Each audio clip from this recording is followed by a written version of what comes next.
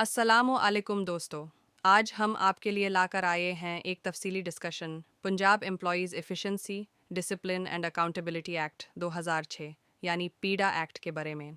यह कानून पंजाब गवर्नमेंट और कॉरपोरेशन एम्प्लॉयज़ की एफिशिएंसी डिसिप्लिन और अकाउंटेबिलिटी को इंश्योर करने के लिए बनाया गया है और गवर्नेंस को मजबूत बनाता है।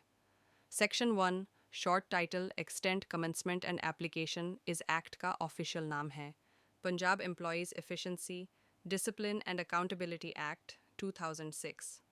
ये पूरे पंजाब में लागू होता है और तुरंत इन्फोर्स हो जाता है। ये कानून गवर्नमेंट और कॉरपोरेशन एम्प्लॉयज़ और कुछ स्पेशल केसेस में रिटायर्ड एम्प्लॉयज़ पर भी अप्लाई होता है, लेकिन सिर्फ तब जब इंक्वायरी उनकी रिटायरमेंट के 1 साल के अंदर शुरू हो। सेक्शन 2 डेफिनेशंस पीडा एक्ट में कुछ की टर्म्स डिफाइन किए गए हैं जो समझना बहुत ज़रूरी है। अक्यूज्ड वो एम्प्लॉय जिसके खिलाफ एक्शन लिया जाए।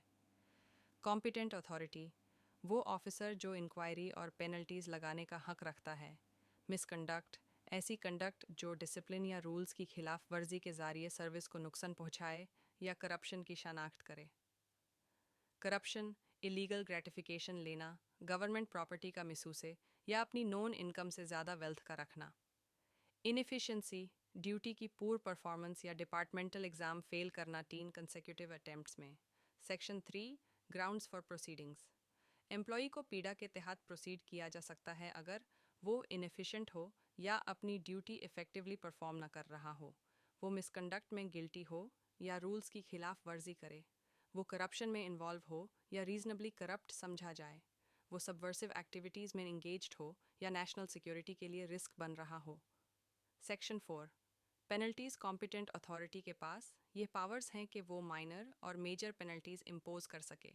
Minor penalties censure, fine, increment रोकना, पे स्केल में रिडक्शन, प्रमोशन रोकना। Major penalties demotion, compulsory retirement, removal, dismissal और pecuniary recovery. Penalties after retirement pension withholding या financial recovery. Section 5 and 6 initiation of proceedings and suspension competent authority जब complaint या information के basis पर sufficient ground समझे तो वो show cause notice issue कर सकता है या इंक्वायरी शुरू कर सकता है। एम्प्लॉई को सस्पेंशन पर रखा जा सकता है, नॉर्मली 90 दिन तक, जिसका एक्सटेंशन भी पॉसिबल है if required. Section 7 to 10 inquiry procedure अगर इंक्वायरी नेसेसरी हो तो कॉम्पिटेंट अथॉरिटी एक इंक्वायरी ऑफिसर या इंक्वायरी कमेटी अपॉइंट करती है।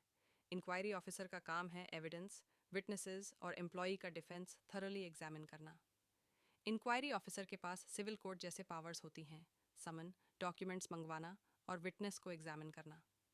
ये प्रोसेस इंश्योर करता है कि इंक्वायरी फेयर और ट्रांसपेरेंट हो। Section 13 and 14 personal hearing and decision employee को पर्सनल हीयरिंग का पूरा हक दिया जाता है, जहां वो अपना डिफेंस डायरेक्टली प्रेजेंट कर सकता है। कॉम्पिटेंट अथॉरिटी इंक्वायरी रिपोर्ट और एम्प्लॉई के डिफेंस को रिव्यू करने के बाद एम्प्लॉई को एग्जोनरेट कर सकती है अगर चार्जेस प्रूव ना हो, या सेक्शन 4 के पेनाल्टीज इंपोज कर सकती है अगर चार्जेस प्रूव हो। सीरियस करप्शन केसेस में डिसमिसल और एसेट रिकवरी लजमी है।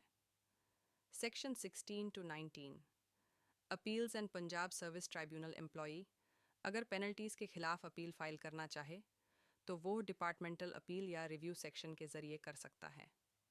अगर कॉम्पिटेंट अथॉरिटी अपील का डिसीजन 60 दिन में ना ले तो एम्प्लॉई पंजाब सर्विस ट्राइब्यूनल में अपील फाइल कर सकता है। Appellate authority case remand, modify या पेनल्टी एनहांस भी कर सकती है। सेक्शंस 20 to 26 अदर प्रोविजंस ये एक्ट अदर लॉज को ओवरराइड करता है। रिटायर्ड एम्प्लॉयज़ के खिलाफ प्रोसीडिंग्स 2 साल के अंदर कंप्लीट करना ज़रूरी है। कॉम्पिटेंट अथॉरिटी को लीगल इंडेमनिटी मिलती है, यानी वो किसी भी सूट से प्रोटेक्टेड है अगर एक्शन गुड फेथ में हो। कोर्ट्स का जुरिस्डिक्शन लिमिटेड है और रूल्स बनाने का हक गवर्नमेंट के पास है। प्रीवियस ऑर्डिनेंसेस जैसे Punjab removal from service ordinance 2000 repeal हो गए हैं, मगर पेंडिंग केसेस कंटिन्यू करते हैं। आउट्रो क्लोजिंग स्टेटमेंट ये एक्ट पंजाब के गवर्नेंस सिस्टम को स्ट्रॉन्ग और अकाउंटेबल बनाता है। हर एम्प्लॉई के लिए डिसिप्लिन और ट्रांसपेरेंसी एनफोर्स करना इसका में मकसद है। अगर आपको ये वीडियो पसंद आए तो लाइक करें, चैनल को सब्सक्राइब करें और बेल आइकॉन प्रेस करें। शुक्रिया।